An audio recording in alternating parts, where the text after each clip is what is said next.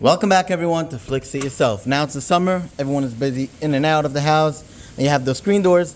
Let me show you a very interesting, easy spring to install. All you need is 4 screws over here, a push pin over here to install it, and the same is over here, 2 screws.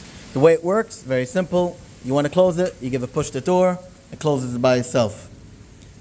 Number 1, you want to open it, you just press the button and it stays closed. Very easy to adjust over here the strength of the door like this. It makes it stronger or weaker. You can install it in the bottom for the foot, in the middle, or in top. Now the last thing to mention, if you have a door and if you push it too much, it's just too much out, it's just gonna break. So the technique for that is to buy such a spring. You have to install 1 screw over here, 2 screws on the frame, another screw on the door, like this in the middle. Like this, when you open up the door more than it's needed, it won't break and it won't let the door go more than it's supposed to.